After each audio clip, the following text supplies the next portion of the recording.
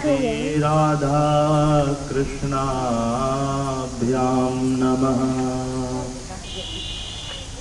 श्री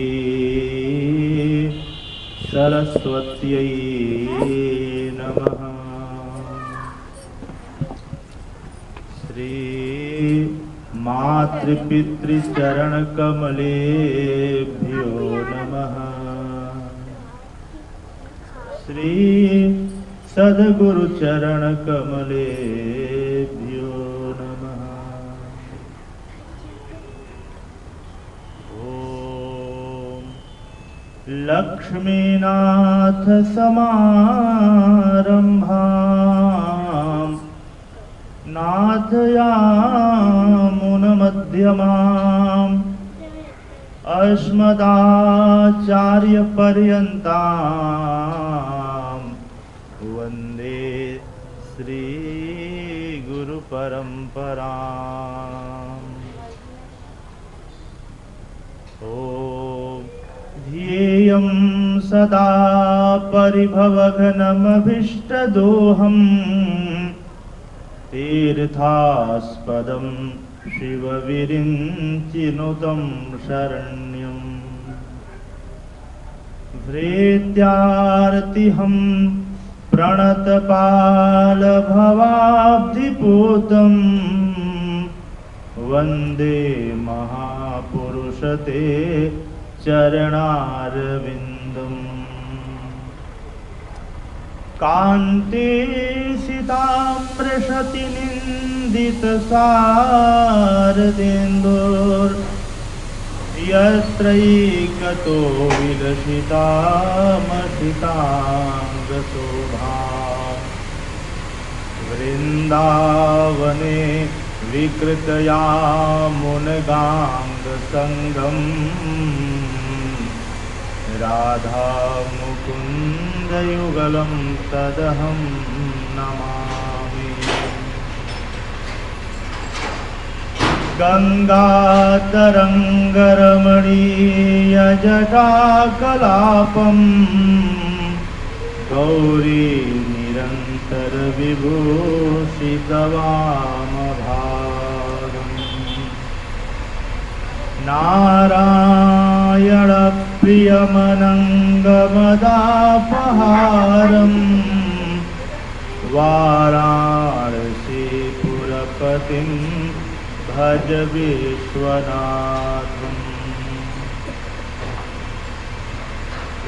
अखण्डमण्डलाकारं व्याप्तं येन चराचरम् तत्पदं दर्शितं येन तस्मै श्री गुरुवे नमः।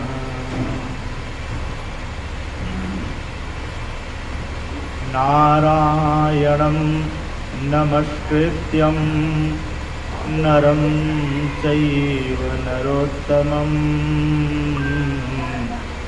देवीं सरस्वतीं व्यासं ततो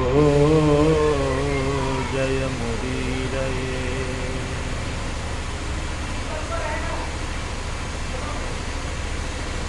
जय जय श्री राधारमण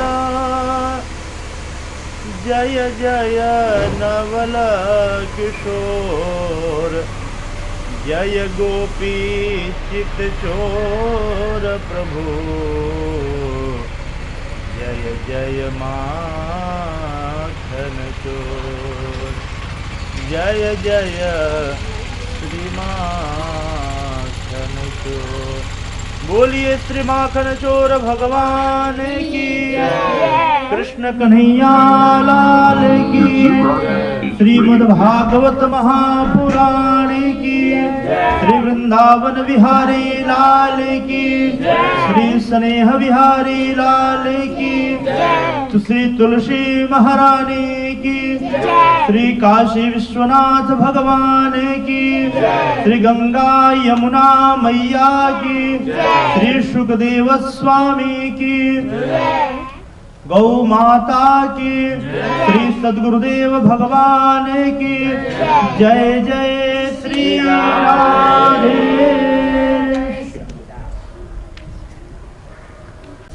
अखिल हेय प्रत्यनेक अनंत कल्याण गणगुण निलय परात्पर पुरुषोत्तम परब्रह्म परमात्मा नंद नंदन यशोदा नंदन ब्रजनंदन ब्रज किशोर गोपियों के चितचोर माखन चोर कृष्ण कन्हैया भगवान श्री कृष्ण की परम आह्लादनी शक्ति नित्य किशोरी वृषभानुनंदनी ब्रजेश्वरी करुणेश्वरी श्री राधा रानी के महती कृपा करुणा अनुकंपा के प्रतिफल स्वरूप सप्तपुरियों में एक जो पुरी है, ऐसे मोक्षदापुरी काशी के इस पवित्र पावन धरा पर भगवान भूत भावन शशिशेखर बाबा विश्वनाथ अनाथों के नाथ उन्हीं के साक्षात प्रतिमूर्ति बाबा श्री कर्दमेश्वर के पावन छाया में आज हम सभी भागवतामृत कथा रसपान करने के लिए समुपस्थित भगवान श्रीमन नारायण के श्री चरणों से प्रेम करने वाले ऐसे आप सभी सुबुद्ध श्रोता बंधु श्रद्धामयी करुणामयी वात्सल्य स्वरूपा माताएं बहनें भाइयों बच्चों, आइए इस भागवती गंगा में प्रवेश करने से पूर्व दो क्षण भगवान नाम का आश्रय लेंगे। तत्पश्चात तदनंतर अनाथों के नाथ बाबा विश्वनाथ जगदाधार जगत की शक्ति भगवान श्री कृष्ण की आह्लादनी शक्ति श्री राधा रानी की जैसी करुण कृपा होगी, हम लोग उन्हीं की कृपा से उनके मंगलमय सच्चरित्रों का हम सभी समास्वादन करेंगे, भागवती गंगा में गोता लगाएंगे। आइए दो क्षण भाव और प्रेम से करतल ध्वनि करते हुए ताली की सेवा करते हुए बड़े भाव से हम लोग कीर्तन करें। श्री राधे राधे गोविंद गोविंद राधे श्री राधे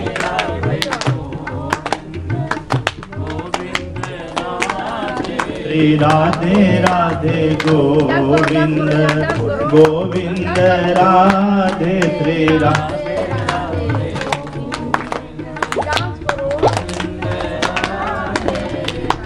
गोविंद राधे गोपाल राधे गोविंद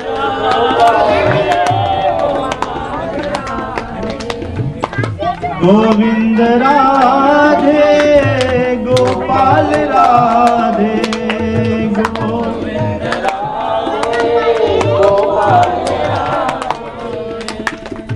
गोविंद राधे गोपाल राधे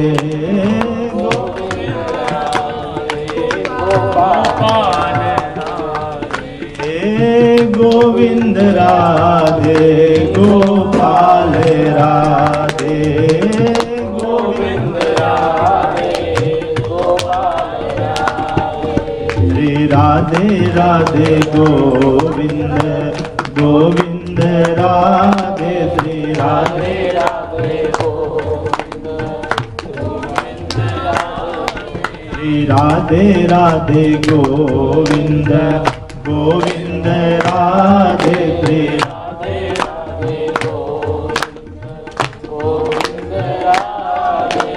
गोविंद राधे गोपाल राधे गोविंद राधे गोपाल राधे गोविंद गोविंद राधे गोपाल राधे गोविंद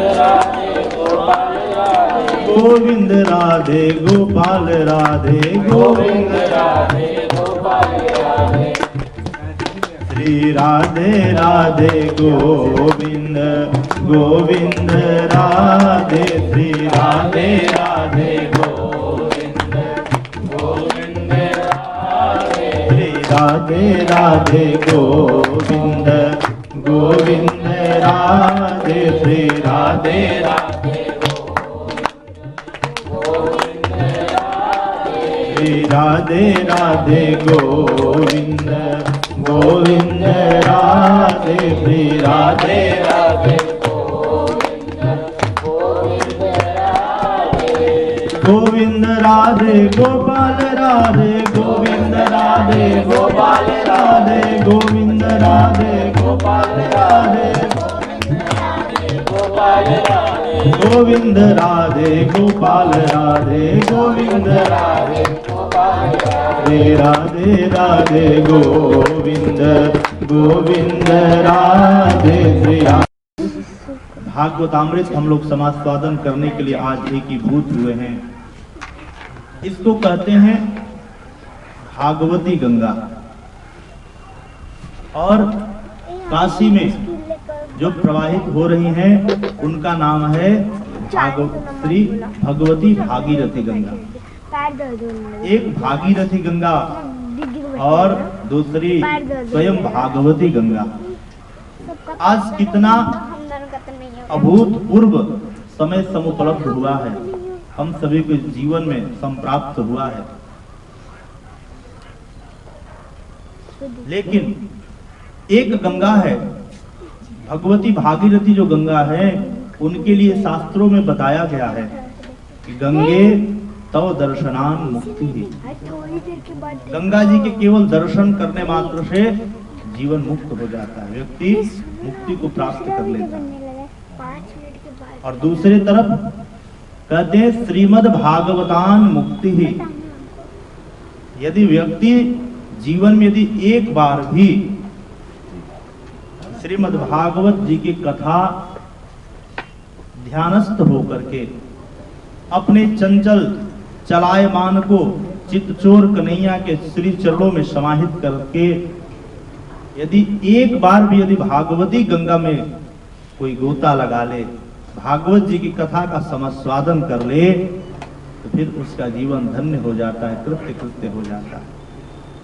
लेकिन हम सभी के जीवन में कितना सुंदरतम समय समुपलब्ध हुआ है कि कहीं कहीं यदि हम गंगा के तट पर जाते हैं तो केवल भगवती भागीरथी का दर्शन होता है, उन्हीं का स्नान होता है, दर्शन होता है, संस्पर्शन होता है।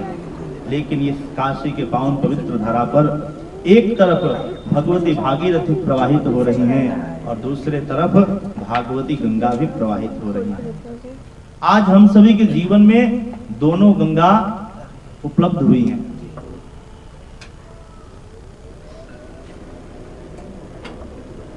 काशी की ऐसी महिमा है कि व्यक्ति इस काशीपुरी में निवास करता है जो और अंतिम क्षण में भगवान भोलेनाथ तारक मंत्र प्रदान करते हैं, राम नाम के मंत्र देकर के उस जीव का कल्याण करते हैं। और ऐसे काशीपुरी में यदि हम सब भागवतामृत का, भागवत जी की कथा का श्रवण कर रहे हैं, निश्चित रूप से यह एक जन्म नहीं अपितु जन्म जन्मांतर, कल्प कल्पांतर, युग युगांतर के किए गए पुण्यों का प्रतिफल ही है कि आज हमारे इस पावन घर में हम लोग अपने जीवन में भागवत जी के कथा का आयोजन कर पाए। राधे श्री राधे, बोलिए प्रेम से राधे राधे राधे राधे। ये साक्षात श्री बिहारी जी की कृपा है। और भागवत जी की कथा यदि हम सुन रहे हैं राधे, तो हम कोई पुण्य का कार्य कर रहे हैं ऐसा नहीं है। राधे, यह क्या कर रहे हैं, कहते हैं कि हमने अपने जीवन में न जाने कितने पुण्य किए हैं, राधे, उसका प्रतिफल है भागवत जी की कथा। राधे श्री राधे। जीवन में भागवत की कथा ऐसे प्राप्त नहीं होती है। भाग्योदयेन बहुजन्म समर्जितेन, शुकाचार्य जी कहते हैं बहुत जन्म, एक जन्म नहीं, बहुत जन्म समर्जितेन, मतलब हमने न जाने कितने जन्मों में पुण्यों का हमने अर्जन किया है, तब आज जाकर के उन पुण्यों का प्रतिफल ही है कि हमारे घर में साक्षात श्री ठाकुर जी पधार करके अपने मंगलमय चरित्रों का गाथा गुणगान करने के लिए आप सबके हृदय में प्रेरित करके भागवत की कथा प्रारंभ हुई। भाग्योदयेन बहुजन्म समर्जितेन सत्संगमं च लभते पुरुषो यदा वै। यदि कथा हम अपने घर में यदि सुन रहे हैं, यदि हमारे जीवन में भगवान की कथा मिल गई, यह क्या है? कहते हैं इसको आचार्यों के दृष्टि में, ऋषियों के दृष्टि में, पुराणाचार्यों के दृष्टि में इसे भाग्योदय कहते हैं। भाग्योदय का मतलब क्या?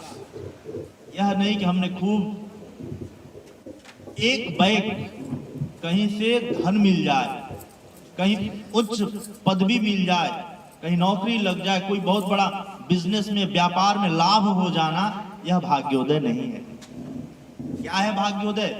तो ऋषियों का मत है कि भाग्योदयेन बहुजन्म समर्जितेन सत्संगमं च लभते पुरुषो यदा वै।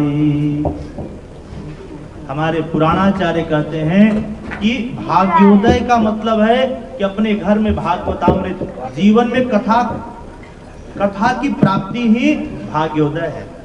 भाग्योदयेन बहुजन्म समर्जितेन सत्संगमं च लभते पुरुषो यदा वै। अज्ञान हेतुकृत मोह मदान्धकार नाशं विधाय हि तदो दयते विवेकः। आपसे मैं निवेदन कर रहा था कि हमारे ऋषियों के मत में, पुराणाचार्यों के मत में भाग्योदय का होना, यदि हमारे जीवन में सत्संग की प्राप्ति हो गई, इसी को भाग्योदय कहते हैं। लेकिन जब हमारा भाग्योदय होता है, सत्संग की प्राप्ति होती है, इससे लाभ क्या होता है? कहते हैं तदोदयते विवेकः। विवेक की जागृति होती है, हमारा विवेक जागता है। विवेक कैसे जागृत होता है? कहते हैं सत्संग से। गोस्वामी तुलसीदास जी महाराज भी कहते हैं बिनु सत्संग विवेक न होई, राम कृपा बिनु सुलभ न सोई। सिया राम जय जय राम, राम सिया राम जय जय राम। बिनु सत्संग विवेक न होई, बिनु सत्संग विवेक न होई। लेकिन यह सत्संग मिलता कैसे है? कहते हैं राम कृपा बिनु सुलभ न सोई। जब तक मर्यादा पुरुषोत्तम भगवान श्री राम, भगवान श्री नारायण, भगवान श्री कृष्ण, भगवान श्री बांके बिहारी, श्री राधा रानी की कृपा के बिना सत्संग की प्राप्ति हो ही नहीं सकती है। इसलिए यह जो सत्संग है, यह यज्ञ है, यह कोई पुण्य कार्य नहीं है, हमारे किए गए पुण्यों का ही यह साक्षात प्रतिफल है कि हम सभी के, हमारे हृदय में भागवत की कथा सुनने की अभिरुचि का होना ही यह ठाकुर जी की कृपा है। कथा में कितना शब्द है? 2 शब्द है, क और था। पापा ये पूरे लोग हो गए। कहते हैं कि क शब्द के अनेक अर्थ होते हैं। कहते हैं कम ब्रह्म, खम ब्रह्म।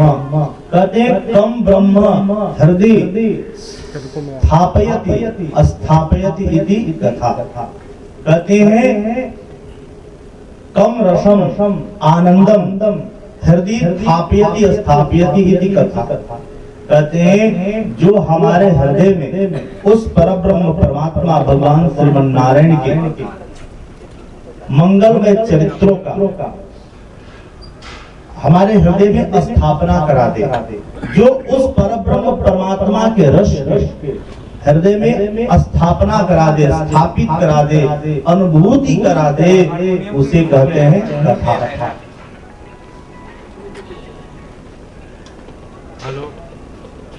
इस कथा से लाभ क्या है? कहते हैं वेद्यम वास्तवमत्र वस्तु शिवदम तापत्रयोन्मूलनम। वेद्यम वास्तव वस्तु का बोध हो जाता है इस भागवत की कथा। वास्तव वस्तु क्या है? स्वामी रामकृष्ण परमहंस से एक व्यक्ति गया मिलने के लिए। उसके जीवन का एक ही उद्देश्य था कि उसने सुना था कि स्वामी रामकृष्ण परमहंस जी के यहाँ स्वामी रामकृष्ण परमहंस जी को पराम्बा जगदम्बा जगत जननी माँ काली का दर्शन हुआ है। माँ काली उनको दर्शन देती है। स्वामी जी के चरणों में नतमस्तक होकर के उसने प्रणाम किया। स्वामी जी ने कहा कि स्वामी जी ने आशीर्वाद दिया। उसने कहा कि नहीं महाराज, यह आशीर्वाद नहीं चाहिए। क्या चाहिए? कहा कि हमारी इच्छा है, हमारी कामना है कि यह आशीर्वाद दीजिए कि अब आपके घर जब भी माँ काली आए आप उनको मेरे घर भेज दीजिएगा। मैं भी उनका दर्शन करना चाहता हूँ, यही हमारी इच्छा है। स्वामी जी ने कहा श्रीमान जी, आपके घर का एड्रेस क्या है? आपका पता क्या है? आप अपना पता तो बताते जाइए, तो मैं काली जी को भेज दूंगा। उसने अपना नाम बता दिया, मोहल्ले का नाम बताया, गली नंबर, मकान नंबर उसने अंकित करा दिया। स्वामी जी ने कहा कि भाई ये तो आपके मकान का पता है, आपका पता क्या है? सोचा कि भाई हम सुबह सुबह घर में रहते हैं, उसके बाद दुकान चले जाते हैं। तुरंत कहा हाँ महाराज जी, एक और पता है। दूसरा पता उसने अपने दुकान का दे दिया। मार्केट नंबर, गली नंबर, दुकान नंबर आदि उसने अंकित करा दिया। स्वामी जी ने कहा कि भाई साहब ये तो आपके दुकान का पता है, आपका पता क्या है? तब उस व्यक्ति ने गौर किया। जब उसने ध्यान दिया तो इसके अर्थ उसे समझ में आया। स्वामी जी ने कहा कि मैं आपके घर के पता नहीं पूछ रहा हूँ, आपके दुकान का पता नहीं पूछ रहा हूँ, मैं जानना चाहता हूँ कि आपका पता क्या है, तभी तो आपके पते पर माँ काली को भेजूंगा। बात समझ में आ गई और बात भी सत्य है, यथार्थ है। पता व्यक्ति का होता है क्या? पता तो मकान का होता है, पता तो दुकान का होता है, पता तो ऑफिस का होता है। व्यक्ति का क्या पता?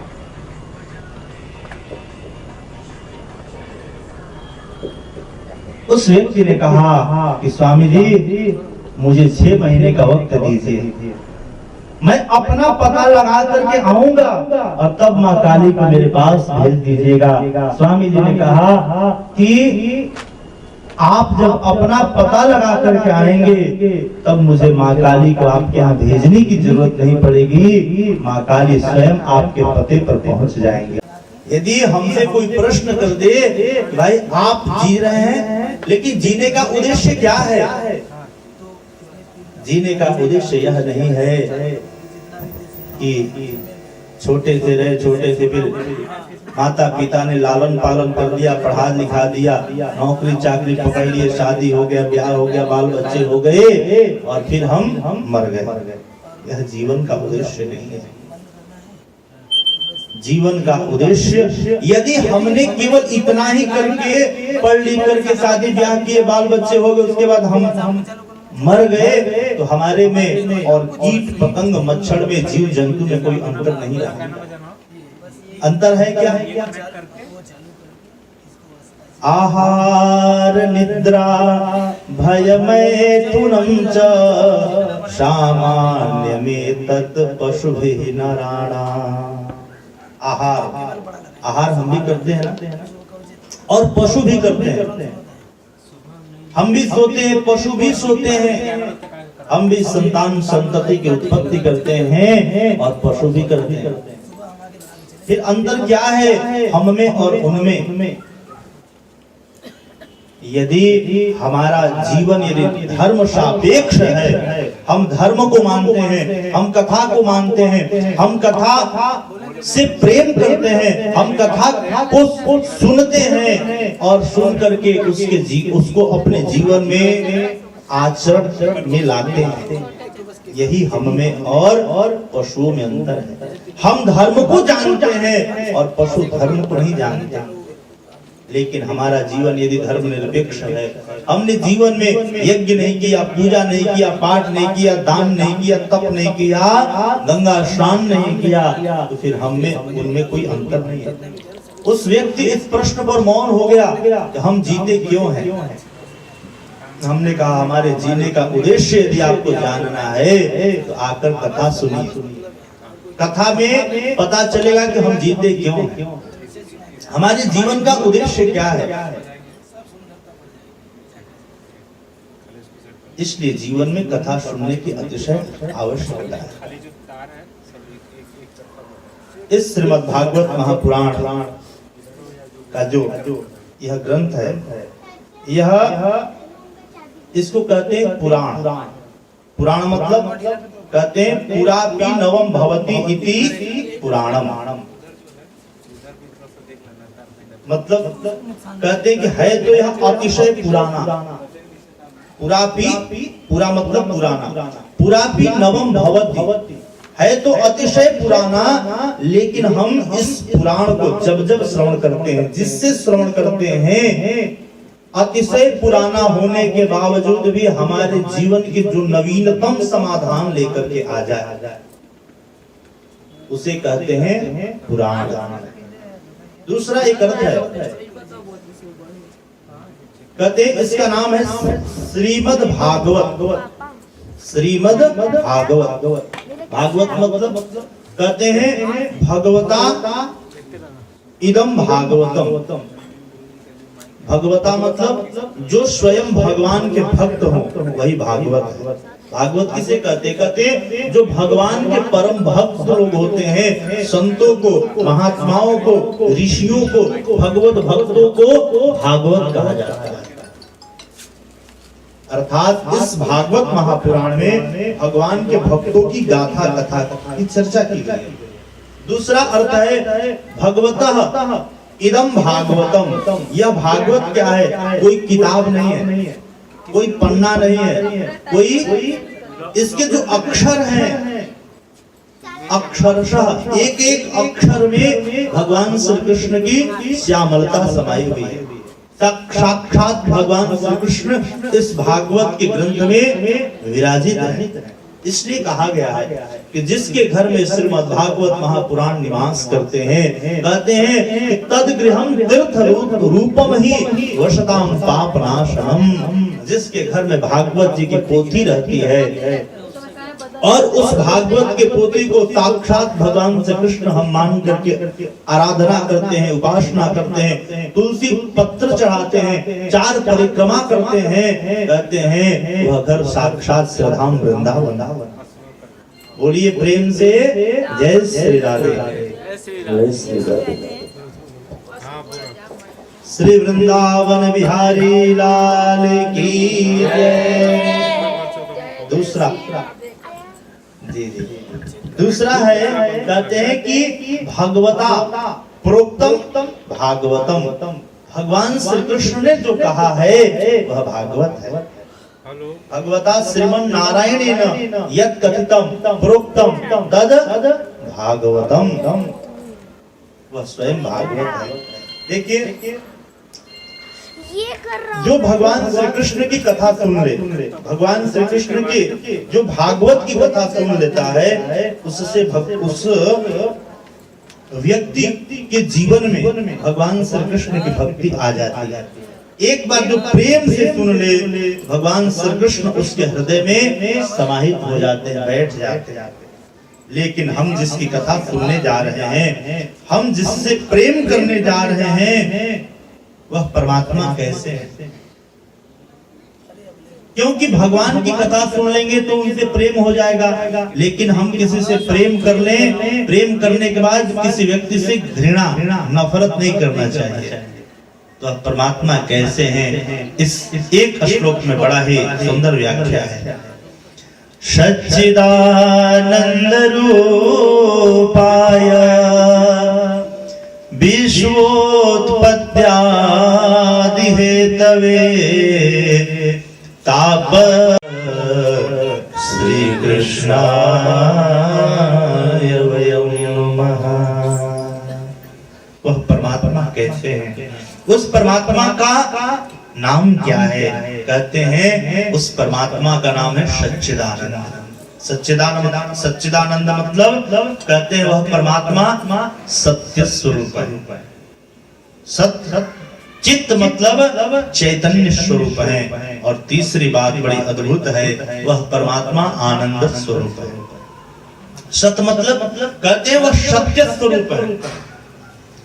और सत्य जो है ना कभी नष्ट नहीं होता। यह पृथ्वी चल रही है तो केवल सत्य पर ही आधारित, सत्य के बल पर ही यह सृष्टि का संचालन हो रहा है। यदि जिस दिन इस पृथ्वी से सत्य को मिटा दिया जाएगा, कोई कितना भी सत्य को मिटाने का प्रयास करे, सत्य कभी मिट नहीं सकता। क्यों? क्योंकि भगवान श्रीमन नारायण ही उनका ही नाम है सत्य। सत्यम सच्चिदानंदम स्वरूपम सच्चिदानंदम। और हम सब कौन हैं? कहते हैं हम ईश्वर के अंश हैं। ईश्वर अंश जीव अविनाशी, ईश्वर अंश जीव अविनाशी, ईश्वर अंश जीव अविनाशी, ईश्वर अंश जीव अविनाशी, चेतन अमल सहज सुख राशि, चेतन अमल सहज सुख राशि, चेतन अमल सहज सुख राशि। जो परमात्मा चैतन्य स्वरूप है, सुख के राशि स्वरूप है, ईश्वर अंश जीव अविनाशी। परमात्मा अमर है, लेकिन हम सब अमर हैं क्या? हम सब मरने वाले है ना? लेकिन मरने वाले हैं, लेकिन कोई मरना चाहता है क्या? कोई नहीं चाहता मरना, चाहे शरीर जर्जरित क्यों ना हो जाए। बाबा आप तो सारे कार्यों से निवृत्त हो गए हैं, भगवत भजन खूब करिए। कहते हैं हाँ महाराज खूब करता हूँ, लेकिन बस एक ही इच्छा है। सोच रहे हैं कि हमारी पोती की शादी हो जाती, बस एक शादी देख ले, फिर तो हम मुक्त ही हैं। इसी की चिंता लगी रहती है। बस पोता है ये अपने पैर पर खड़े हो जाए महाराज, बस हमें कोई चिंता नहीं। इसी की थोड़ी चिंता लगी रहती है। अरे भैया हमारे चिंता करने से कुछ हो सकता है क्या?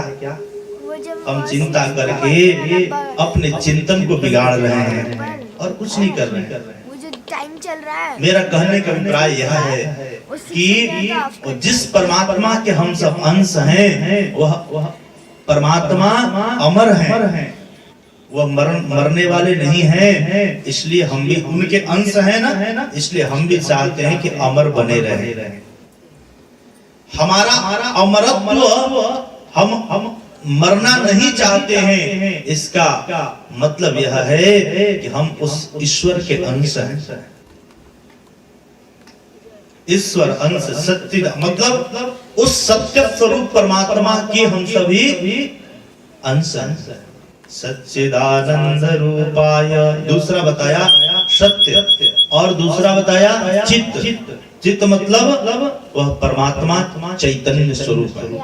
चित्त मतलब वह परमात्मा प्रकाश स्वरूप है। हम सब यहाँ बैठे हैं तो हमें लाइट की आवश्यकता पड़ी ना। हम कहीं अंधेरे में जाते हैं तो हमें लाइट की आवश्यकता होती है। लेकिन उस परमात्मा कहते हैं जो सूर्य में प्रकाश देने की जो क्षमता है वह भगवान, यह भी तो सूर्य नारायण है, लेकिन इनको भी प्रकाश देने वाले भगवान श्रीमन नारायण है, भगवान श्री द्वारिकाधीश है, भगवान श्री कृष्ण है। चंद्रमा में शीतलता प्रदान करने वाले भगवान श्रीमन नारायण है। वह परमात्मा स्वयमेव प्रकाश स्वरूप है। जगत प्रकाश प्रकाशक रामू, वह परमात्मा चेतन स्वरूप, वह परमात्मा जड़ नहीं है। और यदि परमात्मा यदि जड़ रहते तो भगवान गजेंद्र ने परमात्मा को पुकारा, लेकिन वह परमात्मा यदि जड़ होते तो आकर बचाते क्या, ग्राह से मुक्ति दिलाते क्या। तो वह परमात्मा चैतन्य स्वरूप है और हम सब उन्हीं परमात्मा के अंश हैं। कैसे? देखिए, उस परमात्मा के अंश हैं। हम सब भी जड़ नहीं है। जैसे गर्मी लगती है तो हम सब सोचते हैं कि भाई हम सभी लोग गर्मी के दिनों में शीतल खोजते हैं कि नहीं, शीतलता। और ठंडी के दिन में हम लोग बिना कपड़े के, बिना स्वेटर के रह सकते हैं क्या? ठंडी के दिन में स्नान करना हो, भाई बहुत ठंडी है, गर्म सोचते हैं कि गर्म पानी से स्नान करें। हम बाहर ना निकले, सुरक्षित होकर के, व्यवस्थित होकर के तब जाएं बाहर। क्यों? क्योंकि उस चैतन्य स्वरूप परमात्मा के हम सभी अंश हैं, हम जड़ नहीं है। और तीसरी बात बताया कि वह परमात्मा कैसे है, कहते हैं सच्चिदानंद, आनंद स्वरूप है, साक्षात आनंद। और जब परमात्मा आनंद स्वरूप है तो हमारे जीवन में कभी कभी काम देखने को मिलता है। कभी कभी हम सब क्रोध के वशीभूत भी हो जाते हैं, क्रोध भी कर बैठते हैं। कभी कभी हमारे जीवन में लोभ की प्रवृत्ति भी आ जाती है, लेकिन वह क्षणिक होती है ना। हम क्रोध तो आता है, लेकिन कितने देर के लिए? 4 घंटे के लिए? 4 घंटे के लिए नहीं, कुछ क्षण के लिए आता है, कुछ पल के लिए आता है, 2-4 मिनट के लिए आया क्रोध, लेकिन वह क्रोध शांत हो जाता है। लोभ भी हमेशा नहीं रहता, दबा रहता है, कभी कभी आया वह भी नहीं रह सकता। काम के वेग भी कभी कभी आता है, वह भी नहीं रह सकता हमेशा। लेकिन आपको कहा जाए कि आप अपने जीवन में आनंद चाहते हैं क्या, तो आप कहेंगे कि हाँ, आनंद तो हमें हमेशा चाहिए। आनंद से कोई भाग सकता है क्या? किसी को आनंद दिया जाए तो कोई व्यक्ति मना करेगा? नहीं करेगा। महाराज, हम तो चाहते हैं कि हमारे जीवन आनंदमय बीत जाए, थोड़ा सा सुख मिलता है, हमारा जीवन व्यवस्थित हो जाता है। लोग कहते और कैसे है भैया? बस आनंद में है। आनंद कौन है? कहते हैं वह परमात्मा ही साक्षात आनंद स्वरूप है। इसलिए भगवान श्री कृष्ण का जब जन्म महोत्सव मनाया जाता है तो वहाँ क्या कहते हैं? नंद घर आनंद भयो जय कन्हैया लाल की, नंद घर आनंद भयो जय कन्हैया लाल की, नंद घर आनंद भयो जय कन्हैया लाल की, नंद घर आनंद भयो जय कन्हैया लाल की, नंद घर आनंद भयो जय कन्हैया लाल की, नंद घर आनंद भयो जय कन्हैया लाल की।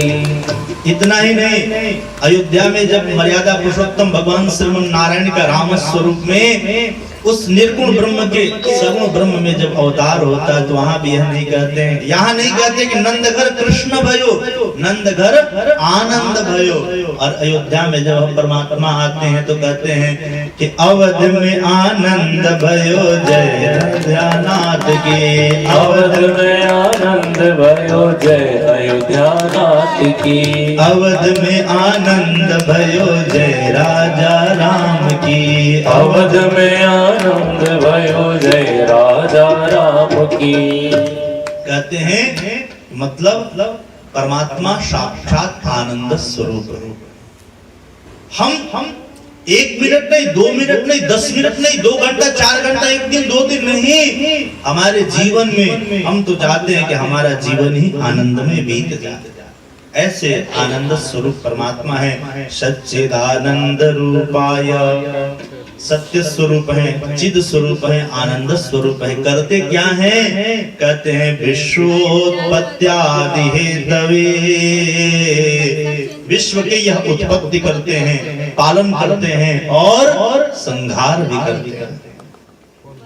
और तीनों में इनकी करुणा छिपी हुई है। विश्व के उत्पत्ति, नव सृजन की आवश्यकता है क्या है कि नहीं? यह परमात्मा उत्पत्ति करते हैं।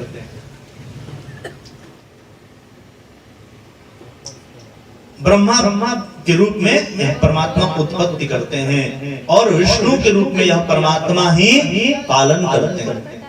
और भगवान रुद्रावतार लेकर के अनाथों के नाथ बाबा विश्वनाथ के रूप में वह भगवान नारायण ही इस सृष्टि का संहार भी करते हैं।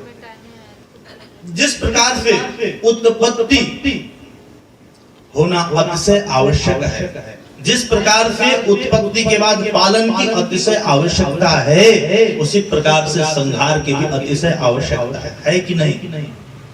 यदि संहार न हो, यदि वह परमात्मा इस सृष्टि का संहार न करे, किसी की मृत्यु न हो, नव जीवन के लिए मृत्यु की आवश्यकता है कि नहीं?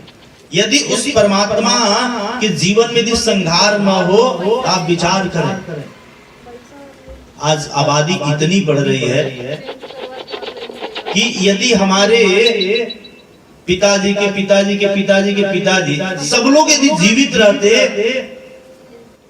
तो क्या इस पृथ्वी पर रहने का अब तक जगह बचा होता? सब भर जाता। लेकिन तो हमें विचार करना है, वह परमात्मा की कृपा, उत्पत्ति, पालन और संहार में भी वह ठाकुर जी की कृपा ही है। क्या करते हैं वह परमात्मा? लेकिन जो व्यक्ति उस परमात्मा के पावन चरण शरण चरणाश्रित हो जाता है, उनके पावन कृपा की छाया में अपने आप को समर्पित कर देता है, तो वह परमात्मा क्या करते हैं? तापत्रय विनाशाय श्री कृष्णाय वयं नमः। तीनों प्रकार के तापों का परिशमन हो जाता है। 3 प्रकार का ताप कौन सा है? कहते हैं एक दैहिक ताप, दूसरा दैविक ताप और तीसरा भौतिक ताप। यह ताप है कि नहीं? 3 प्रकार के ताप होते हैं। दैहिक ताप क्या है?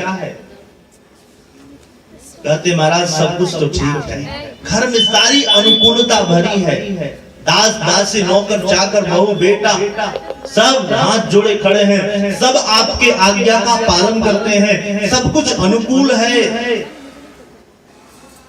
लेकिन कोई पूछता है और जिंदगी मौज में कट रही है ना?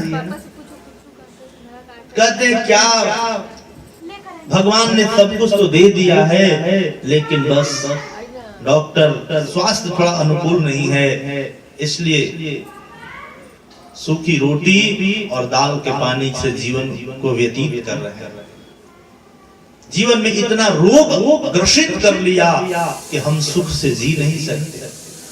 अच्छा, तमाम घर में सुख सुविधा रुपया पैसा दास दासी सेवक सब भरे पड़े हो, लेकिन यदि स्वास्थ्य ठीक नहीं है तो किस काम के?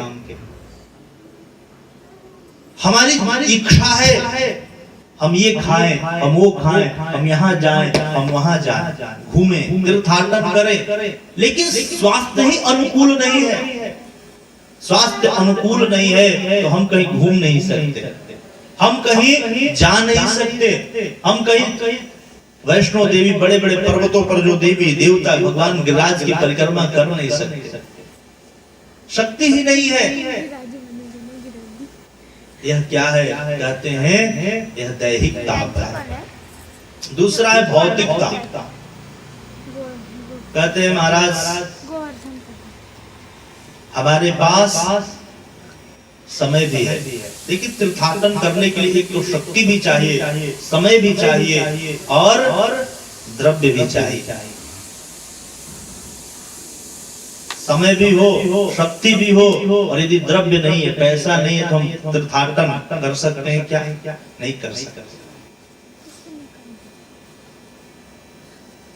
और द्रव्य भी हो, समय भी हो, यदि शक्ति नहीं है तो कर सकते हैं क्या?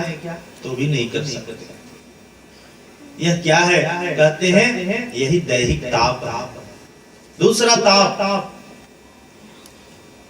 भौतिक ताप। भौतिक ताप क्या है? कहते महाराज सब कुछ तो है, लेकिन हमारे पास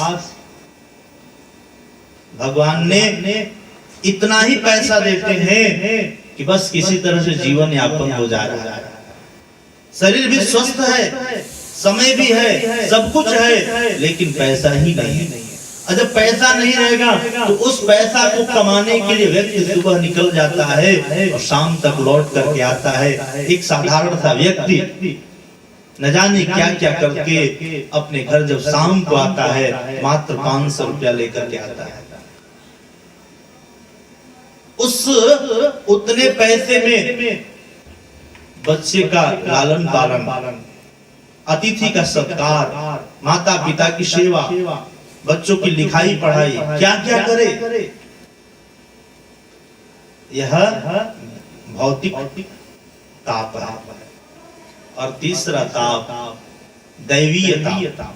कहते महाराज सब कुछ ठीक ठाक है, सब कुछ अनुकूल है, हम अपने जीवन को व्यवस्थित चला रहे हैं, लेकिन क्या हुआ?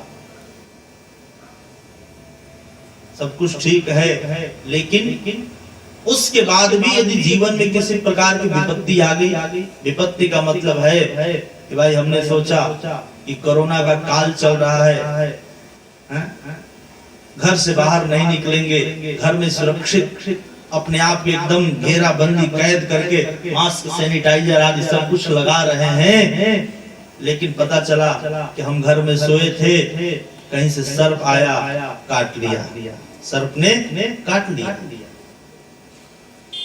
सारा सैनिटाइजर, मास्क सब कुछ रखा रह गया। यह क्या है? हम कहीं सुरक्षित जा रहे हैं अपनी गाड़ी में, भाई किसी में स्पर्श नहीं होना है, लेकिन गाड़ी ही हमारी एक्सीडेंट कर गई। कोई नहीं जानता था, लेकिन एक्सीडेंट कर गई और हमारी मृत्यु हो गई। यह दैवीय ताप है। तो वह परमात्मा के यदि हम पावन चरण शरण ग्रहण कर लें तो कहते हैं कि तापत्रय विनाशाय श्री कृष्णाय वयं नमः। भगवान श्री कृष्ण को प्रणाम करते हैं। कैसे? अकेले नहीं। श्री कौन है? कहते हैं भले यहाँ पर श्री हमारे यहाँ लक्ष्मी जी को कहा जाता है। श्री मतलब कहते हैं श्रिया सहित, अर्थात राधया सहित, श्रिया सहित राधया सहित कृष्ण, तस्मै श्री कृष्णाय वयं नमः। हमारे सनातन धर्म में एकोपासना की विधि नहीं है। हम किसी भी मंदिर में जाते हैं तो क्या कहते हैं? यह श्री सीताराम जी की मंदिर है, यह श्री राधा कृष्ण की मंदिर है, यह श्री राधा माधव का मंदिर है, यह श्री गौरी केदारेश्वर का मंदिर है। उमापति महादेव की जय। सियावर रामचंद्र जी की जय कहते हैं ना। जय। तो इस भागवत में श्री शुकाचार्य जी ने भगवान कृष्ण को प्रणाम किया है, लेकिन श्री कह करके श्री और कोई नहीं अपितु भगवान श्री कृष्ण की परम आह्लादनीय शक्ति नित्य किशोरी वृषभानुनंदिनी ब्रजेश्वरी श्री राधा रानी को ही यहाँ पर प्रणाम किया है। बोलिए श्री राधा रानी सरकार की जय। भक्तवत्सल भगवान की जय। श्री कृष्णाय वयं नमः। कहते हैं नैमिष सारण्य के पावन पवित्र धरा पर सारे संत महंत परमहंस ब्रह्मर्षि देवर्षि एकत्रित होकर के कथा श्रवण कर रहे हैं। देखिए यह जो भागवत महापुराण है ना, पानी पी। महर्षि वेद व्यास जी की अंतिम कृति है।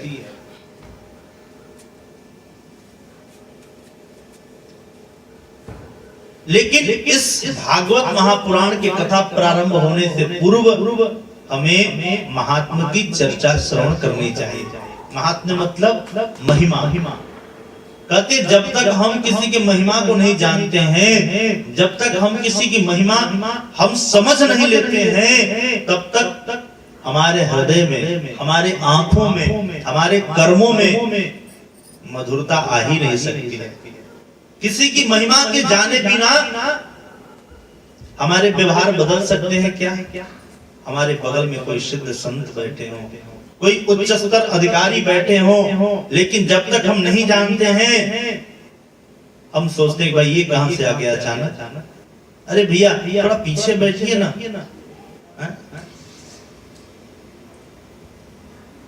लेकिन जैसे हमने किसी ने कहा करे वो जानते हैं वो बहुत बड़े अधिकारी हैं, बहुत बड़े विद्वान हैं, बहुत बड़े सिद्ध संत हैं, इतना जानना हुआ, हम कहते हैं अरे श्रीमान जी आप आगे बैठिए ना। हम समझ नहीं सके, आगे आइए। महाराज जी प्रणाम, हम जाने नहीं, आप ऊपर चले जाइए, मंच पर बैठकर कथा सुन लीजिए। जब तक हम किसी को जानते नहीं हैं तब तक उसके प्रति हमारी भावनाएं बदलती ही नहीं है। उसी प्रकार से श्रीमद् भागवत महापुराण महर्षि वेद व्यास जी की अंतिम कृति है।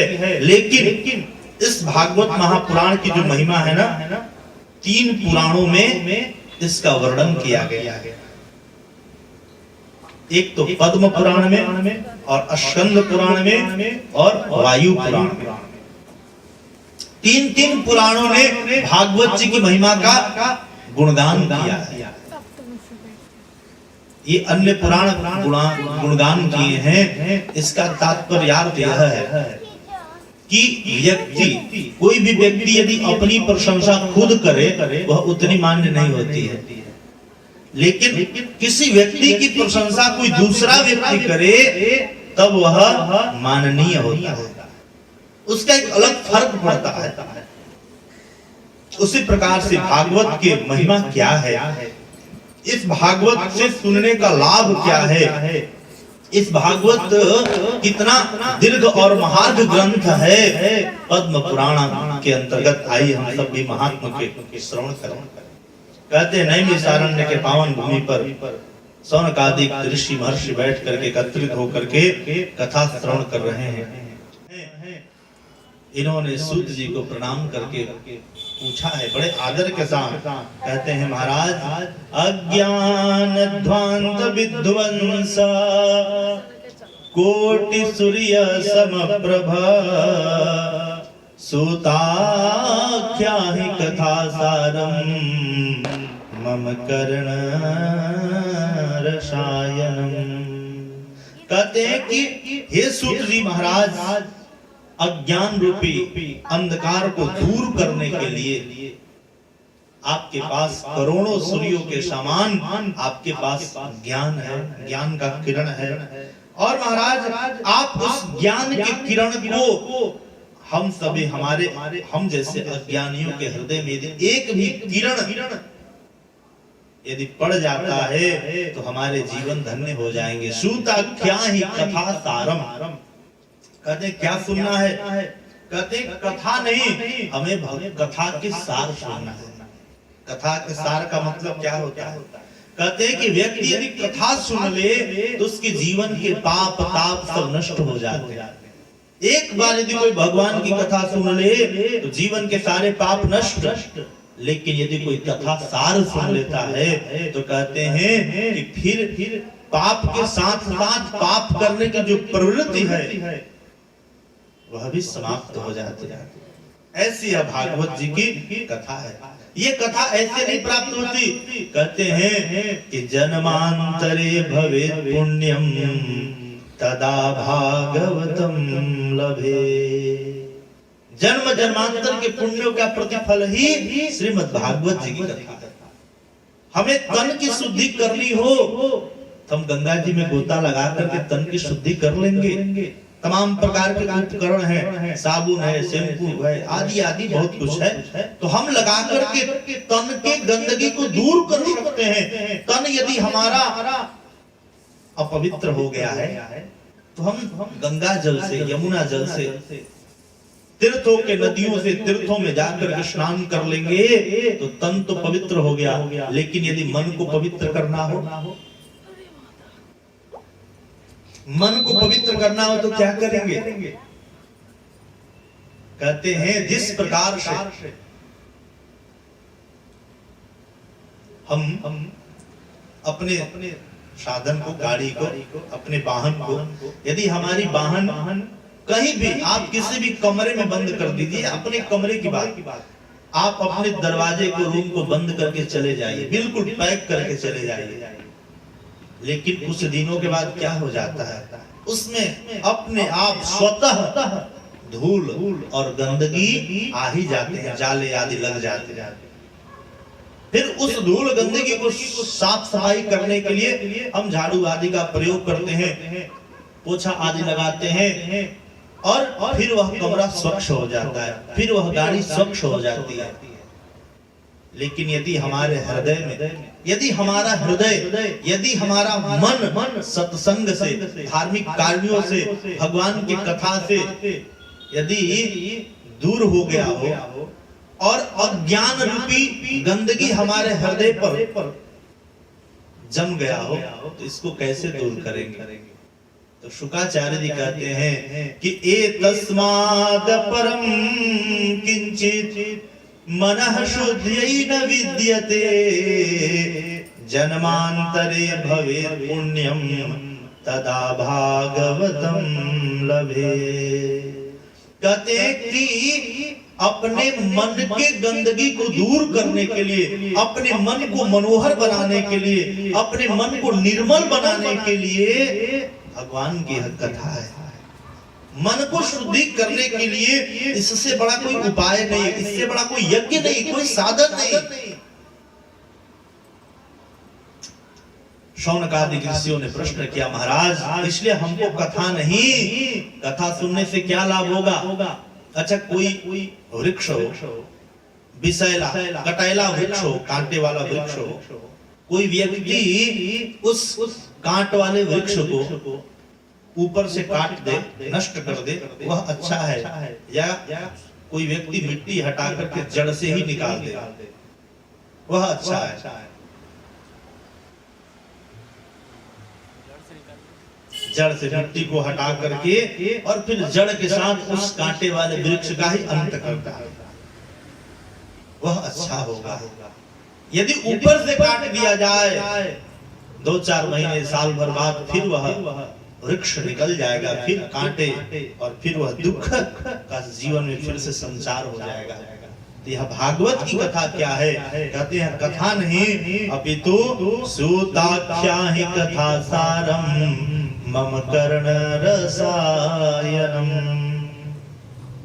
ऐसा कथा सार सुनाइए। महाराज हम कथा सार सुनना चाहते हैं। कथा मतलब कथ्यते इति कथा, जो कुछ कहा जाए वह कथा हो जाएगा क्या? नहीं, कहते जिसको सुनने से हृदय में सुख की अनुभूति हो जाए, परब्रह्म परमात्मा की अनुभूति हो जाए, वह कथा है।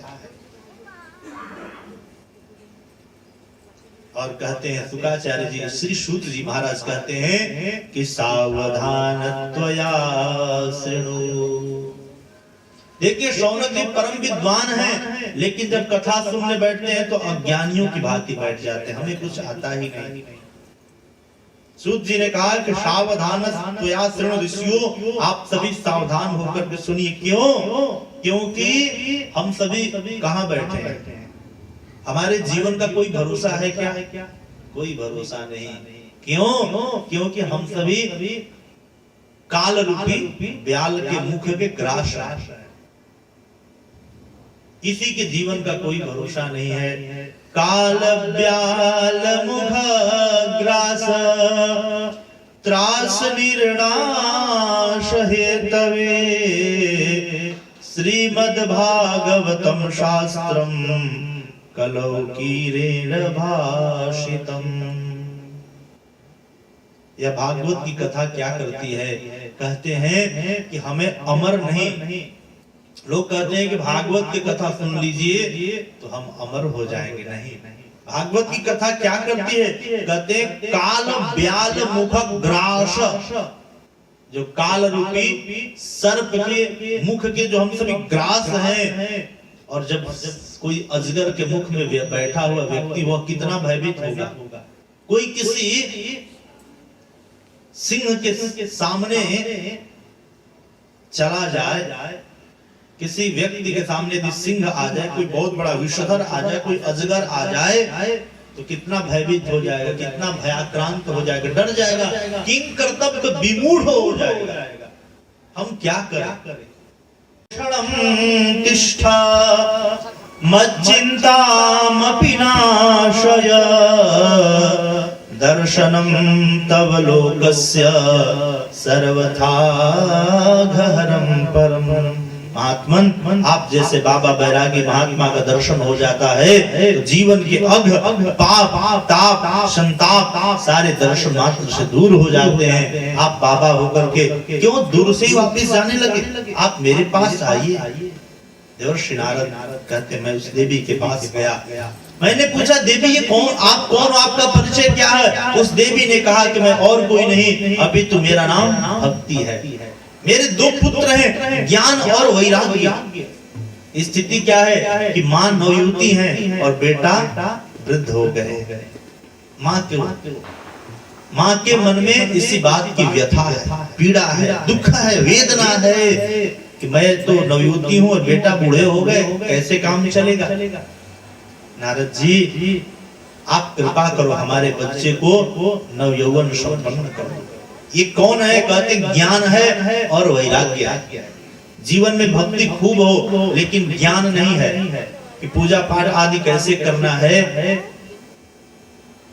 तो हम भक्ति कैसे कर पाएंगे? भक्ति तो है खूब, हमारे हृदय में प्रेम है, भगवान की भक्ति करें, लेकिन ज्ञान ही नहीं है। लेकिन भक्ति के साथ साथ जब ज्ञान भी होगा, पूजा पाठ आदि करने की विधि, कथा सुनने की विधि, तब हमारा क्या होगा? कहते हैं जगत से वैराग्य भी हो जाएगा।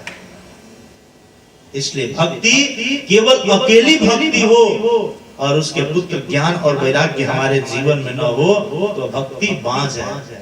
और माँ के मातृत्व बिना पुत्र के पूर्ण नहीं होता।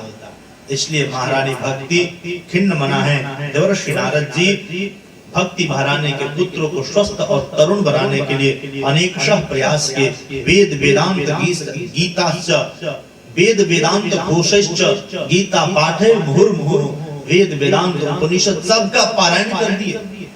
आकाशवाणी हो गई, नारद जी सत्कर्म करो। नारद जी के मन में हुआ कि भाई वेद वेदांत उपनिषद गीता पाठ ये क्या है? ये सत्कर्म नहीं है क्या? तब तक आकाशवाणी ने कहा कि सत्कर्म क्या है, कोई संत बतलाएंगे। देवर्षि नारद निकल पड़े वहां से कहा कि माँ मैं वचन देता हूँ आपके पुत्र को मैं स्वस्थ कर दूंगा। देवर्षि नारद निकल पड़े। सत्कर्म किसे कहते हैं? आकाशवाणी ने कहा कि सत्कर्म किसे कहते हैं, यह कोई संत बताएंगे, कोई साधु पुरुष बताएंगे। देवर्षि नारद चल पड़े साधु पुरुषों के पास। अब तो संतों को पता चला कि देवर्षि नारद पता लगाने जा रहे हैं कि सत्संग किसे कहते हैं, सत्कर्म किसे कहते हैं। बड़े बड़े भाई नारद जी कुछ छोटे मोटे संत नहीं हैं, ये ब्रह्मा जी के मानस पुत्र हैं, भगवान के लाडले और दुलारे हैं, परम ज्ञानी हैं। छोटे छोटे महात्मा कहते अपने आश्रमों के दरवाजे बंद कर लिए, यहाँ तक कि मुंह की भूत स्थान्यतु की अंतस्तु पलायिता, कुछ मौन हो गए, कुछ भाग गया सब छोड़ करके, कुछ दरवाजे बंद कर लिए। देवर्षि नारद को लगा कि हमें जाना चाहिए, कहाँ? बद्री विशाल, वहां पर जहाँ नित्य नर नारायण भगवान तपस्या करते हैं, उनके दर्शन करने के लिए संत लोग आते ही रहते हैं। आज देवर्षि नारद बद्री विशाल धाम पहुंचे हैं। बोलिए श्री बद्री विशाल भगवान की जय, श्री बद्रिकाश्रम की जय। वहां पहुंचे तो सनकादिकों का दर्शन हो गया। कौन है सनकादिक? कहते हैं सनक, सनंदन, सनातन और सनत कुमार। इन लोगों ने जब नारद जी को देखा तो इनका हृदय हर्ष से, आह्लाद से, आनंद से, प्रेम से उमड़ पड़ा। लेकिन महाराज नारद जी की दृष्टि में संत को देखने से प्रसन्नता तो हुई, लेकिन सनकादिक समझ गए कि नारद जी का हृदय व्यथित है। सनकादिकों ने प्रश्न कर दिया, अरे नारद जी महाराज कहां से आ रहे हैं, कहां से जा रहे हैं? महाराज आपके चित्त में, आपका चित्त चंचल लग रहा है, आपके चित्त में शांति नहीं लग रही है। नारद जी आप कहां जा रहे हैं?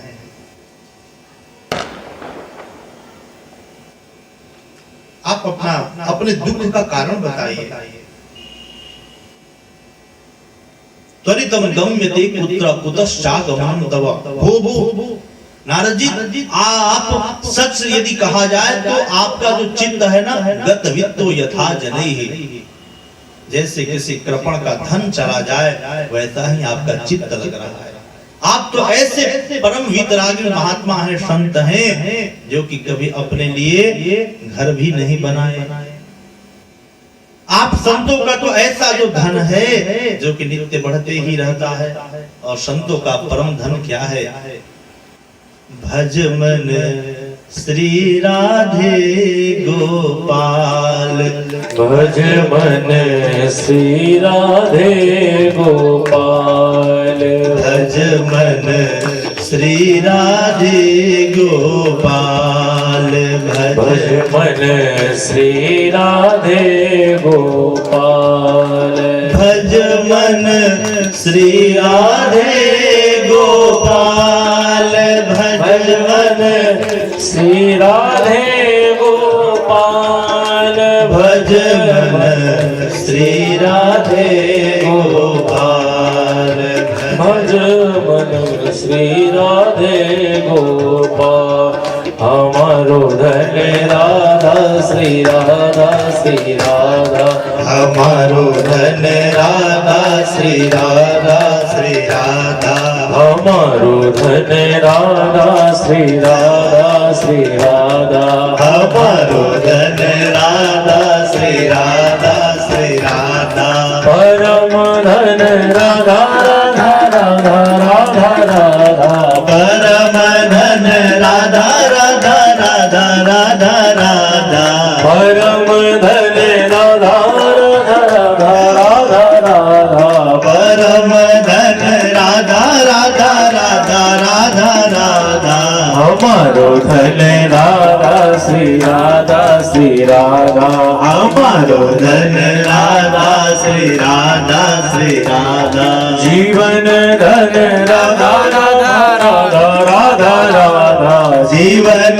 धन राधा राधा राधा राधा राधा, संतों का धन राधा राधा राधा राधा राधा, संतों का धन राधा राधा राधा राधा राधा, वर्षाने वाली राधा राधा राधा राधा राधा, वर्षाने वाली राधा राधा राधा राधा राधा, विश्वान दुलारी राधा राधा राधा राधा राधा, विश्वान दुलारी राधा राधा राधा राधा राधा, हमार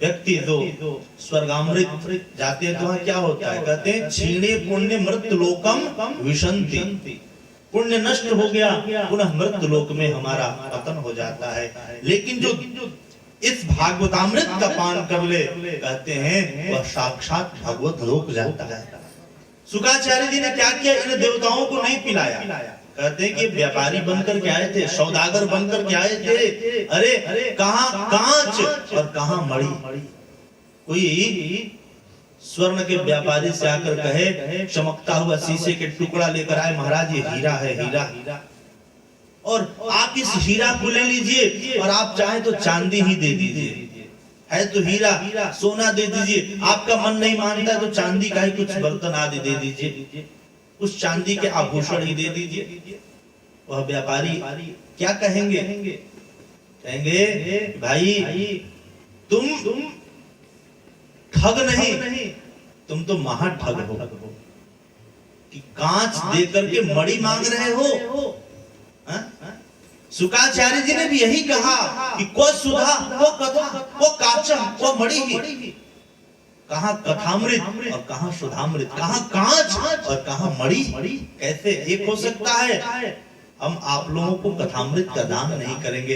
सारे देवता नाराज होकर के पितामह ब्रह्मा जी के पास गए। ब्रह्मा जी ने कहा, देवताओं आप सब घबराइए नहीं, 7 दिन के बाद परीक्षित का फल क्या होता है, इस कथा सुनने वाले महाराज परीक्षित की क्या गति होती है, क्या मिलता है, यह देखा जाए। लेकिन कथा के पूर्णाहुति के अनंतर महाराज परीक्षित एक दिव्य विमान पर आरूढ़ होकर के स्वर्ग लोक जाते हुए जब दिखाई पड़े, ब्रह्मा जी भी आश्चर्य विस्फारित नेत्रों से निहारते हुए नजर आए। कहते हैं कि धाता अपि विस्मितः, विधाता भी आश्चर्यचकित हो गए। करिए भागवत की यह महिमा। विधाता ब्रह्मा ने एक तराजू बांध दिया स्वर्गलोक में, सत्यलोक में, और देवताओं से कहा कि महाराज आप सब जाकर के दुनिया के जितने ग्रंथ हैं सबको लेकर के आइए। देवता लोग सारे ग्रंथ को लेकर गए। विधाता ब्रह्मा जी एक पलड़े पर भागवत जी रख दिए, स्थापित कर दिए, और दूसरे पलड़े पर समस्त धर्म शास्त्र पुराणों को स्थापित कर दिए। लेकिन जब विधाता ब्रह्मा जी ने उस तराजू को उठाया तो महाराज भागवत के पलड़ा दबते हुए नजर आया। और उसी समय विधाता ब्रह्मा भी प्रणाम करते हैं, कहते हैं यह भागवत जी का ग्रंथ साधारण ग्रंथ नहीं है। मे निरे भगवद रूपम शास्त्रम भागवतम कलो, कहते हैं साक्षात भगवान के रूप में ही है श्रीमद् भागवत जी का ग्रंथ। इस प्रकार से ऐसा दिव्य ग्रंथ हे शौनकादि ऋषियों हम आप सभी को सुनाने जा रहे हैं। ऐसा ग्रंथ है कि जीवन में भक्ति ज्ञान वैराग्य को प्रदान करने वाली यह भागवत जी की कथा है। देवर्षि नारद मृत्युलोक में आए भ्रमण करने के लिए। भाई मृत्युलोक सर्वोत्तम लोक है, लेकिन उनके मन में कहीं शांति नहीं मिली। क्या देखा? कहते हैं कि गृहस्थों के यहाँ गए। सबसे पहले देवर्षि नारद तीर्थों में जाते हैं, लेकिन तीर्थों में भी मन को शांति नहीं मिली। किस तीर्थ में गए? पुष्कर, प्रयाग आदि बड़े बड़े तीर्थों में गए, कहीं शांति नहीं मिली। गृहस्थों के यहाँ गए, वहां भी शांति नहीं मिली। क्या मिला वहां देखने को? कहते हैं तरुणी प्रभुता गे हे श्याल को बुद्धिदायक। कहते तरुणी प्रभुता गे हे, घर में माता पिता का इज्जत नहीं होता। जो पत्नी कहती है उसी बात को सुना जाता है, उसी की को किया जाता है। और यदि कोई नया काम प्रारंभ करना हो, कुछ नया प्लॉट लेना हो, कुछ नई बात, कुछ घर में नया चीज करना हो, तो हम किससे बुद्धि लेते हैं? किससे परामर्श करते हैं? किससे सलाह करते हैं? कहते हैं भाई से नहीं, कहते हैं श्याल को बुद्धिदायक। ये मैं नहीं कह रहा हूं, यह भागवत में लिखा हुआ है। तरुणी प्रभुता गेहे श्याल को बुद्धिदायक, और कन्या विक्रेणो लोभात्, लोभ की प्रवृत्ति इतनी बढ़ गई कि अब विवाह नहीं होता, अब संबंध नहीं होते। क्या होता है? कहते सौदाबाजी। सौदा पैसे के आधार पर हम समधी बनते हैं। समधी समधी मतलब सम धी धी मतलब बुद्धि। जब तक दोनों पक्ष की बुद्धि सम न हो तो समधी कैसे हम बनेंगे? अब तो पैसा देकर के समधी बनते हैं, क्रय और विक्रय हो रहा है और जिसके दुष्परिणाम हम सभी को देखने को मिल रहा है। कहते हैं कि उसके बाद क्या होता है, कन्या विक्रयणो लोभात। लेकिन तब तो घर में सुख शांति होनी चाहिए। भाई बहुत दहेज लेकर के आ रही है और हमें कुछ सलाह लेना है तो ससुराल से सलाह मिल ही जा रहा है, सब कुछ हो रहा है, तब तो घर में सुख शांति समृद्धि बनी होगी। कहते नहीं महाराज, उसके बाद भी दंपति नाम च कल्पनम, रोज उठापटक हो ही रहा है। ये सब कलयुग का प्रभाव है। कहते महाराज हम इन स्थितियों को देख करके सीधे श्रीधाम वृंदावन गए, लेकिन वहां जब गए तो एक स्त्री दिखाई पड़ी जो कि नवयुवती थी, जो सर्व सौंदर्य युक्ता थी, अद्भुत सौंदर्य था। कुछ स्त्रियां उस एक स्त्री की सेवा कर रही थी। हमने सोचा कि ठाकुर जी की यहाँ रास लीला चल रही है, ठाकुर जी के यहाँ दिव्य लीला का दर्शन होगा, लेकिन वहां गया तो क्या देखा कि केवल स्त्रियां ही स्त्रियां दिखाई पड़ी। मैं महात्मा, मैं बाबा बैरागी वहीं से वापस मुड़ गया। सारे ऋषि महर्षि ब्रह्मर्षि देवर्षि आए। कहते हैं कि जो विरक्त महात्मा थे, जो जिनके आश्रम में बच्चे रहते थे, शिष्य रहते थे, वे लोग शिष्य युक्ता शिष्यों को लेकर के आए। और जो गृहस्थ महात्मा थे, शादीशुदा थे, जिनके घर में पत्नी थी, बच्चे थे, उनको लेकर के आए। इस कथा से हमें यह सीख लेनी चाहिए कि कथा सुनने के लिए हम अकेले नहीं जाएं। हम अपने बच्चे को, पत्नी को, परिवार को, माता पिता सबको लेकर के कथा सुनने जानी चाहिए। लेकिन हम क्या करते हैं, हम घूमने फिरने, पिकनिक मनाने, मार्केटिंग करने हम पति पत्नी साथ जाते हैं, लेकिन कथा सुनने हम अकेले चल देते हैं। नहीं, भगवान भोले बाबा भी जब कथा सुनने जा रहे थे तो माता भवानी को लेकर जा रहे थे। कैसे? कहते हैं संग सती जग जननी भवानी, एक बार त्रेता जुग माही, शंभु गए कुंभज ऋषि पाही। संग सती जग जननी भवानी, पूजा ऋषि अखिलेश्वरी जानी। मतलब क्या है? देखिए, जब भोले बाबा भी गए तो अपने धर्म पत्नी को लेकर के गए। यह कथा यह बताती है हम भी कथा सुनने जाएं तो अपने अकेले नहीं जाएं। छोटे यदि घर में बच्चे हैं, उन बच्चों को लेकर के जाइए। थोड़े बहुत उच्छृंखलता तो करेंगे, बदमाशी करेंगे, लेकिन सत्संग से ही बच्चों में संस्कार का अभिसिंचन होगा, संस्कार प्रकट होगा सत्संग से। और इस प्रकार से खूब कथा हुई, 7 दिनों तक कथा हुई। कथा के प्रारंभ में ही भक्ति महारानी अपने ज्ञान वैराग्य पुत्रों को लेकर के प्रकट हो गई।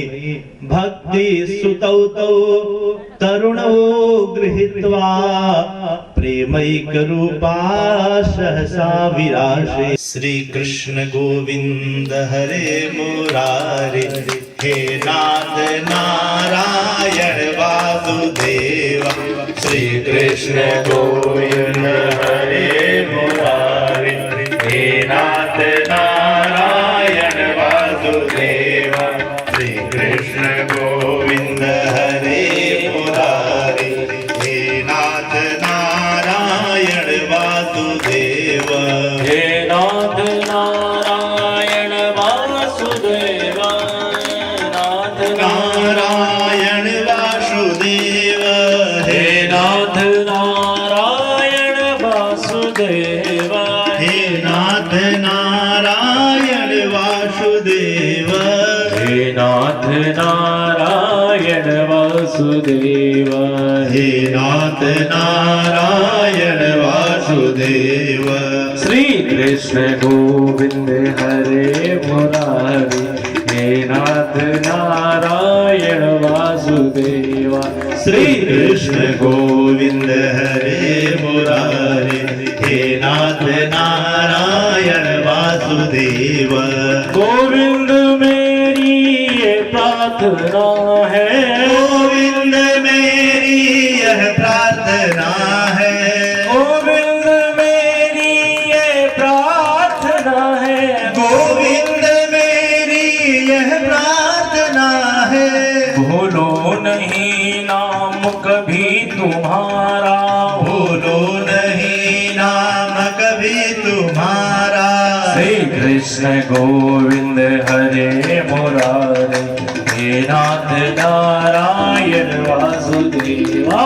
श्री कृष्ण गोविंद हरे मुरारे, हे नाथ नारायण वासुदेव। श्रीमन्नारायण नारायण नारायण, श्रीमन्नारायण नारायण नारायण, श्रीमन्नारायण नारायण नारायण, श्रीमन्नारायण नारायण नारायण, श्रीमन्नारायण नारायण नारायण, नारायण नारायण नारायण, श्रीमन्नारायण नारायण नारायण, श्रीमन्नारायण नारायण नारायण। श्री कृष्ण गोविंद हरे मुरारी, हे नाथ नारायण वासुदेव।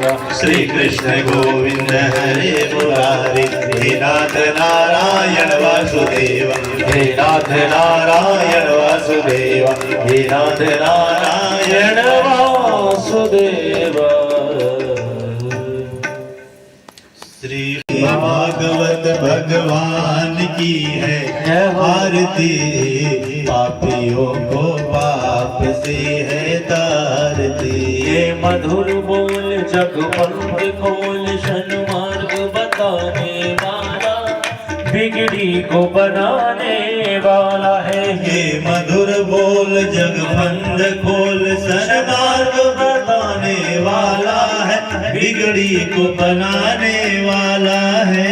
श्री राम यही घनश्याम यही, श्री राम यही घनश्याम यही, श्री राम यही घनश्याम यही, श्री राम यही घनश्याम यही। प्रभु की महिमा की आरती, पापियों को पाप से है तारती। श्री भागवत भगवान की है आरती, पापियों को पाप से है तारती। भागवत भगवान की है आरती, पापियों को पाप से है तारती। भरपूर घोरम करुणावतार, संसार सारम भुजगेन्द्रहार, सदा वसंतम हृदयारविंदे, भवं भवानी शैलं नमामि। त्वमेव माता चन्द्रा त्वमेव, त्वमेव बन्धु शस्ता त्वमेव, त्वमेव वेद्या द्रविणं त्वमेव, त्वमेव सर्वं मम देवदेव, त्वमेव सर्वं मम देवदेव। हरे राम राम राम हरे हरे, हरे कृष्णा कृष्ण कृष्णा हरे हरे, कृष्ण कृष्णा हरे हरे, कृष्ण कृष्णा हरे हरे। ओम जलेन शीतले कर्णं पुष्पैः देवागन्धर्व स्वात्मा वन्दनमारार्तिक्यग्रहणं मंत्र पुष्पाञ्जलिः। ओम जन्नेन जन्मयजन्त देवा, स्थानि धर्माणि प्रथमानि आशन्न, देहनाकं महिमानः शचन्ते त्रिपूर्वेशाद्याः, सन्ति देवाः सेवन्ति कावकुलचम्पकपाटलाब्जैः, पुण्णागजादिकरवीररसालपुष्पैः, बिल्वप्रवाल तुलसी दलमञ्जरीभिः, त्वां पूजयामि जगदीश्वर मे प्रसीद। नाना सुगंधि पुष्पाणि यथा कालोद्भवानि च, पुष्पाञ्जलिर्मया दत्त गृहाण श्री परमेश्वर। ओम शांगाभ्यां सपरिवाराभ्यां सायुधाभ्यां सशक्तिकाभ्यां श्रीमद्भ्यां श्री राधा कृष्णाभ्यां नमः। मंत्र पुष्पांजलिं समर्पयामि श्री पुराण पुरुषोत्तमाय नमः। बोलिए श्रीमद् भागवत महापुराण की, श्री बालकृष्ण लाल की, श्री राधा रानी सरकार की, श्री सुखदेव स्वामी की, श्री व्यासदेव जी महाराज की, श्री